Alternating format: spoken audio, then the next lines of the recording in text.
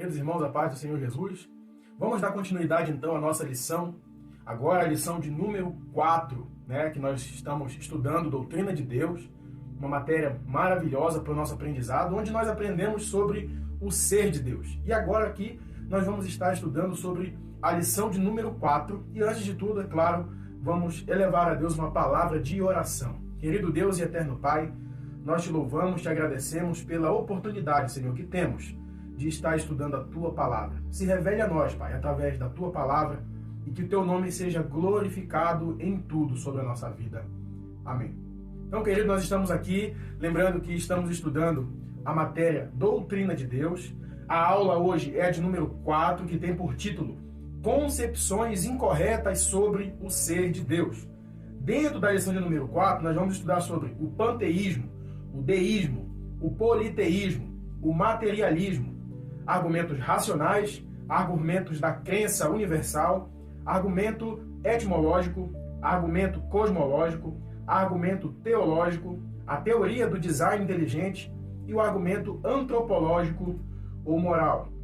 E para isso, pessoal, dentro dessa matéria, dessa aula 4, que é muito importante, os assuntos que nós vamos abordar aqui, e eu quero deixar para você um recado importante para que você tenha um aproveitamento excelente. Todas as aulas nós fazemos isso e hoje não vai ser diferente. Seja organizado, tenha foco e disciplina, desconecte-se do celular, fuja das distrações, estude num local apropriado, anote tudo sempre, leia o seu livro, responda o questionário ao final de cada lição e agora é com você. Bons estudos! E aí, pessoal, hoje na aula nós vamos tratar sobre as concepções incorretas sobre o ser de Deus.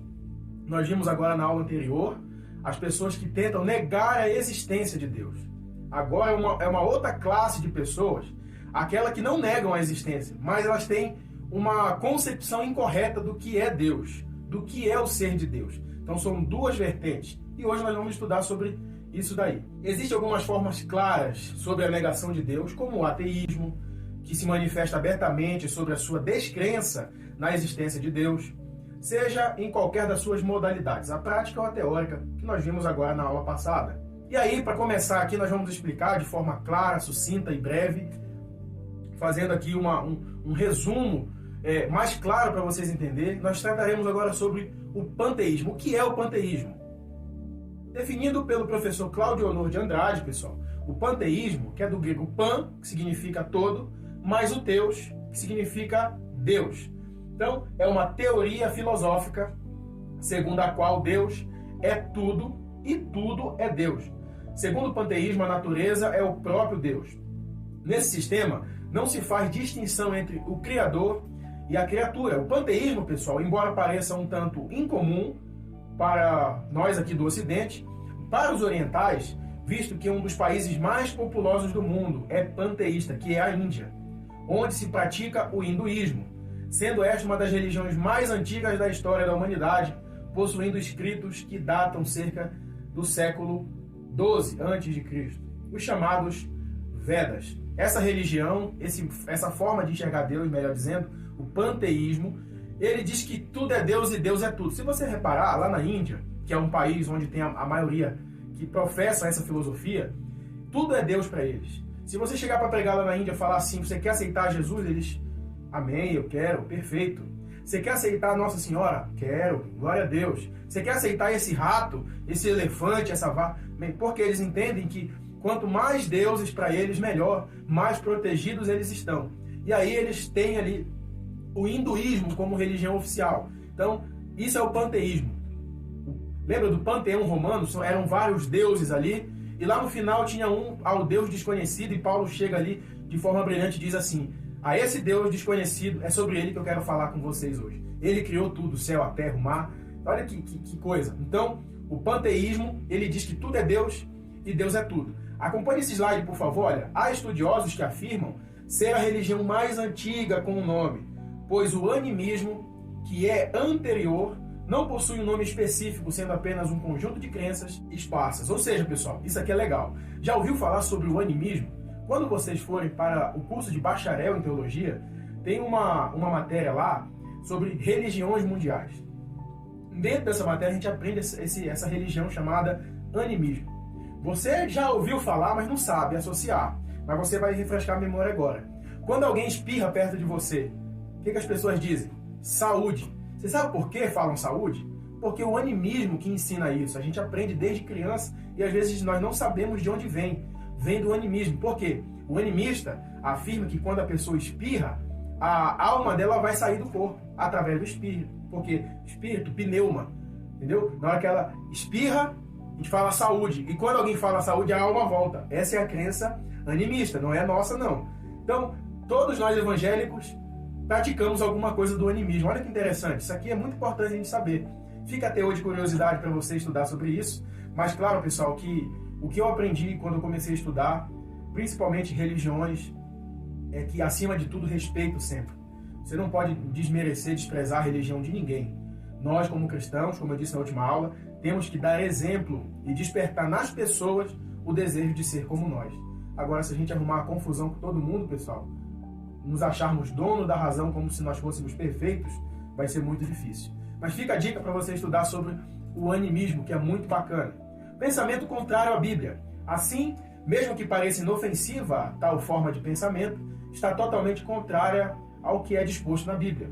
Pois as Sagradas Escrituras relatam Deus como sendo um ser pessoal, distinto de suas criaturas e muito mais elevado do que elas, mas que se envolve com os seres que ele criou. Ou seja, Deus se envolve com as suas criaturas. Outro assim, as Escrituras apresentam Deus como dotado de personalidade, que é o conjunto de características que distinguem alguém. A Bíblia apresenta Deus Criador como distinto de suas criaturas, apresentando-o como dotado de emoções. A Bíblia diz, lá em Gênesis 6,6, pensou-lhe em seu coração. Lá em Romanos 11,34, diz assim, razão, a mente de Deus, demonstrando claramente que ele possui personalidade. É certo que estas expressões se tratam muitas vezes de linguagem antropopática, atribuição de sentimento humano a Deus, ou antropomórfica, atribuição de doutrina humana a Deus. Ou seja, pessoal, Deus tem emoções, tem sentimentos, só que são linguagens, como eu já falei aqui na última aula, nós temos o antropopatismo e o antropomorfismo. O patismo fala de sentimento e formismo fala de forma. Então, são atribuições que nós fazemos a Deus, humanas, para a gente tentar descrever alguma coisa sobre ele, para a gente entender ele um pouco melhor. Então, ele tem essa distinção dos homens. Ele é elevado, ele é superior, ele é maior, infinitamente mais poderoso. Porém, nós podemos definir a Deus através do antropopatismo, do antropomorfismo. E aí, pessoal, nós vamos falar agora sobre o deísmo. O que é o deísmo? O deísmo defende a existência de um Deus pessoal e criador, todavia acredita que ele não é imanente, visto que, depois da criação, Deus fixou as suas leis naturais e deixou o mundo e a humanidade seguir por sua própria sorte. O que o deísmo vem afirmar para nós, pessoal? O deísmo quer dizer que Deus criou a humanidade, Deus criou o mundo, Deus fez tudo funcionar e se ausentou. É impossível isso, porque ele emana. Tudo vem dele, a vida vem dele, todo dia nasce gente, morre gente, ele está no controle de tudo, ele emana.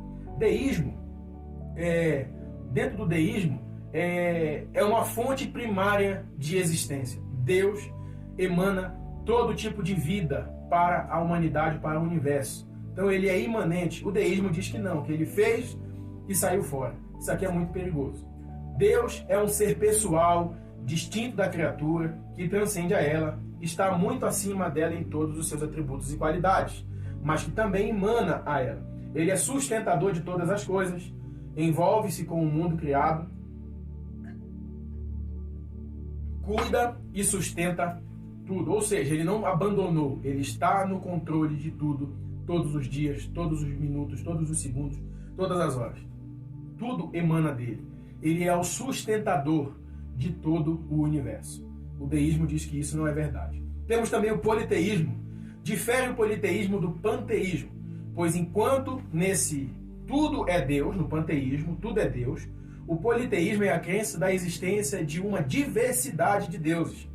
Essa crença está em oposição à fé monoteísta, que prega a existência de um único Deus. Sendo assim, pode ser considerada como mais uma concepção equivocada sobre a divindade e antagônica ao que se dispõe as Sagradas Escrituras. O que é o politeísmo, pessoal? Enquanto o panteísmo diz que tudo é Deus, toda criatura, tudo que foi criado é Deus, o politeísmo vai dizer que existe vários deuses. Não é que tudo é Deus, mas existe vários deuses. Isso é o politeísmo. O politeísmo, basicamente, ele vai querer dizer que existe um Deus do Sol, que existe o Deus da Lua, que existe o Deus da chuva, existe o Deus da floresta, existe o Deus que desata os nós, existe o Deus da ressurreição, tem o que faz casamento, tem o da morte, tem... Se você pegar a cultura greco-romana, vai falar, nunca ouviu falar de Hércules, o Hades, Poseidon e vários outros lá, Deus do mar, Poseidon. Então, eles acreditam, os politeístas, eles acreditam que existem vários deuses e cada um atua numa área diferente. Se você está precisando de casamento, você vai falar com tal Deus. Se você precisa de uma boa viagem marítima, você vai falar com outro Deus. Se você precisa do sol nascer, é um outro Deus que vem e traz o sol. Isso é uma coisa equivocadíssima, que é totalmente contrário ao que diz as Sagradas Escrituras. Esses são os politeístas. A concepção politeísta é que de não existir um único Deus, mas uma diversidade de deuses que são responsáveis por diversas áreas ou fenômenos, como é definido por Pirman. Aí, pessoal, eu coloquei uma imagem aqui, ó, do Egito. O Egito era uma civilização politeísta. Eles acreditavam em vários deuses ali. Na aula presencial eu vou estar explanando um pouco mais sobre esses deuses, quais eram as funções de cada um. Aqui na videoaula não tem como a gente fazer isso, mas é bacana você aprofundar mais sobre isso, que eu tenho certeza que você vai ser enriquecido com esse estudo. Também tem o materialismo, pessoal. O materialismo é o pensamento que defende não existir nada além da matéria, como bem definido na enciclopédia de Champlin. Ele diz assim lá: materialismo é uma doutrina que os fatos e experiências podem ser todos explicados mediante a referência à realidade das suas atividades e às leis da física ou da substância. Essa doutrina defende que as únicas coisas que se podem existir são substâncias da matéria. Assim, mesmo que pareça inofensiva, tal doutrina atenta diretamente contra o Criador, visto que a Bíblia apresenta como espírito, bem como contra a pessoa do Espírito Santo, que também é espírito, não possuindo existência material. Pessoal, o materialismo é um campo de visão que vai dizer que se não é físico, se não é tangível, não existe. Deus é espírito. João 4 vai dizer que Deus é espírito e importa que os que o adorem em espírito e em verdade. O Espírito Santo é espírito. Você não vê, você sente. E o materialismo afirma que não existe nada, absolutamente nada, que não seja apalpável. Se logo você não toca, logo não existe. Você tocou, existe. Olha que interessante. Isso aqui é totalmente contrário à Bíblia, porque a Bíblia diz que Deus é Deus e ele é espírito. Então vai totalmente contra a doutrina do materialismo. E aí nós temos alguns argumentos racionais à existência de Deus. Embora a existência de Deus seja tomada pelo cristão como uma questão de fé, isso é suficiente para ele. Está lá em Hebreus 11:6. Crê porque as Sagradas Escrituras o dizem, não havendo necessidade de uma argumentação racional no tocante à existência de Deus. Todavia, pessoal, não podemos negar a existência de argumentos racionais sobre a existência de Deus, porque podem ser utilizadas para se opor contra aqueles que acreditam que a fé e a razão são inimigas mortais. Ou seja, existem pessoas que acreditam que a fé e a razão são inimigas.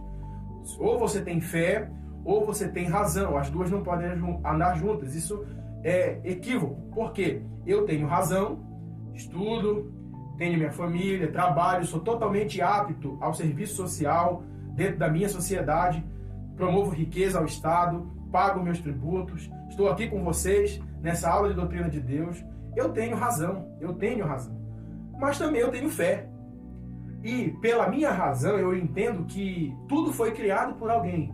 E através da minha fé eu entendo quem é esse alguém. E através dessa aula sobre doutrina de Deus eu entendo quem é esse alguém. É Deus. Então a minha fé e minha razão corroboram uma com a outra, para que eu acredite ainda mais na existência do meu Criador. Isso é muito bacana. Tem um argumento da crença universal também. O ser humano crê, que é o semi-religions, há um sentimento inato no homem sobre a existência de um ser supremo. É fato que quando se consulta estudiosos das ciências humanas, como os antropólogos, etnólogos, missiólogos, arqueólogos. Eles defendem que não há tribo, não há povo, que mesmo por mais isolados que eles estejam, não deixe de adorar alguma divindade, seja tal qual for. Quando o ser humano não encontra o Criador, ele adora fenômenos na natureza, como trovão, raio, relâmpago, astros, sol, lua, locais, rios, montanhas, etc. Tem esse vídeo agora, pessoal, aqui, que vai mostrar o Dr. Enéas. Lembra? Meu nome é Enéas, grande cientista, ele falando sobre a existência de Deus. Eu quero colocar esse vídeo para você assistir, e logo a gente volta. E a Adriana de Ribeirão Preto pergunta se o senhor é ateu. Não. Bom, primeiro a segunda resposta. Não mesmo. Peraí, não. É muito bonito. Peraí. Deixa a história do pai pra depois. É muito bonito, É muito bonito diante de jovens, assim, que tem o prazer de se rebelar contra nós. Muito normal, é muito bonito a gente dizer assim, sou ateu. Muito bonito, pra ganhar voto. Muito bonito. Veja bem, eu passei a vida toda estudando. Desde 8 anos de idade, tem 7 ou 6. Eu não consegui encontrar até hoje nada que me convencesse de que não existe um arquiteto do universo. Não consegui. A filosofia marxista é belíssima. Ela diz, o universo é matéria em movimento. Concordo plenamente. Só que a filosofia marxista não diz se é só matéria em movimento. Que é matéria em movimento, eu não tenho dúvida. Quanto a isso. Eu não encontrei ninguém. Eu olho para esse universo físico, químico, matemático, biológico, sociológico, psicológico. Eu olho para esse universo e eu vejo de uma complexidade estarrecedora. Nada é simples. Nem uma gota d'água, nem um átomo. É a ignorância brutal do ser humano que faz que acha tudo simples. Tudo é extremamente complexo.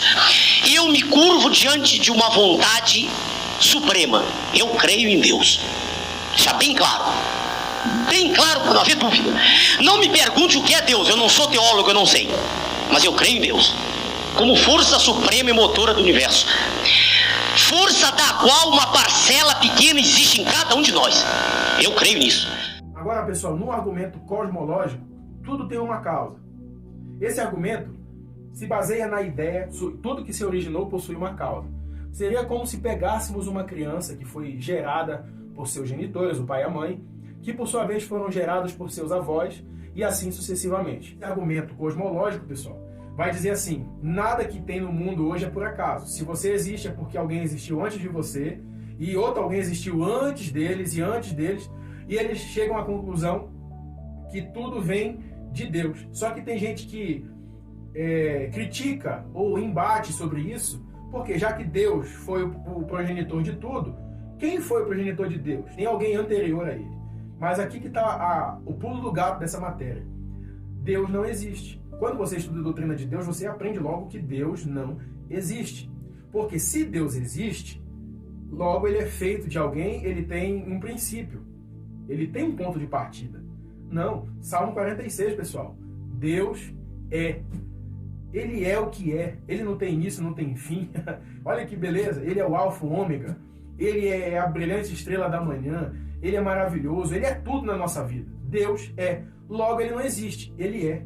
Entendeu que legal? Se ele é o que é. Ninguém criou ele. Ele é. Agora, se você falar que ele existe, se ele existe, ele tem que ser tangível. Ele tem que ter um princípio. Quem criou ele? Do que ele é feito? Essa é uma pergunta que ninguém consegue responder. Por isso, ele não existe. Ele é. E ele disse para Moisés, eu sou o que sou. Olha só. Glória a Deus por isso. Um argumento teológico, pessoal. Há uma harmonia na criação. Esse argumento defende que a harmonia na criação, aquilo que Pirman chama de o desígnio, ou seja, a criação é criada de forma sincronizada. Não há um caos. As coisas se encaixam, isso é visto na cadeia alimentar, nas atividades dos astros e na sua influência sobre a vida na Terra. O Sol colocando para produzir vida com um propósito específico, pois sem ele não haveria nenhuma forma de vida na Terra. Ou seja, nada que acontece na humanidade, no universo, acontece aleatoriamente. Tudo que acontece tem uma razão, tem um motivo para acontecer. Deus fez tudo perfeito. Se você perceber, pessoal, nada existe por acaso. O Sol não brilha para ele mesmo. O rio não bebe da sua própria água. A flor não exala para si o seu perfume. O homem não vive sozinho. Ele precisa de outras pessoas para coexistir, para corroborar com a sua existência. Você que está assistindo essa aula, você não está aí à toa. Você existe para fazer a existência de outra pessoa fazer sentido. Ou seja, nada é por acaso. Deus está no controle de todas as coisas. E aqui, pessoal, para nós fecharmos essa aula, vou falar agora sobre a teoria do design inteligente. Não sei se você já ouviu falar dessa teoria, uma teoria maravilhosa, onde estudiosos da Faculdade Mackenzie fizeram uma tese para provar que existe um Criador. Charles Darwin diz que as coisas aconteceram assim aleatoriamente, do nada, e foram desenvolvendo, evoluindo, mas nós acreditamos no criacionismo, que Deus criou tudo. E essa teoria do design inteligente é muito forte. Inclusive, nós vamos fazer um trabalho concernente a isso. Você fique ligado nesse trabalho. Tá? Então, para isso, a teoria do design inteligente. Essa é uma moderna argumentação, porém possui as suas bases no argumento teológico, de que há um propósito na criação, uma harmonia, visto que os defensores desse argumento defendem que não podemos desconsiderar todo o encaixe que há na criação como mera casualidade. Estudiosos passaram a adotar essa tese para se opor à teoria da evolução, visto que, caso usassem a nomenclatura de criacionismo, não seria aceita no meio acadêmico. Essa é uma tese que defende o criacionismo, mas com a tentativa de dar a ela uma roupagem mais acadêmica. Então, pessoal, essa teoria é muito importante. Tem muita gente que vai contra. Por exemplo, nosso sistema de educação, quando o governo federal agora defendia essa teoria do design inteligente, a mídia nacional tratou ele como louco, tentou desvalorizar sua carreira acadêmica, começam a fazer um assassinato de reputação porque ele acredita na teoria do design inteligente. Nós acreditamos também, só que eles colocaram uma linguagem mais erudita, mais apropriada para não ser taxada e não ser ouvida. E muita gente tem aceitado, muitos estudiosos têm considerado essa teoria. E aí, pessoal, a nossa conclusão, então nós podemos concluir que não somos frutos do acaso, mas a criação perfeita de Deus, criados com um propósito em um mundo que foi projetado por uma mente infinitamente sábia e que nos dotou de conceitos éticos a ela pertencentes, para sermos a sua imagem e semelhança. Então, queridos, nós chegamos ao final dessa lição.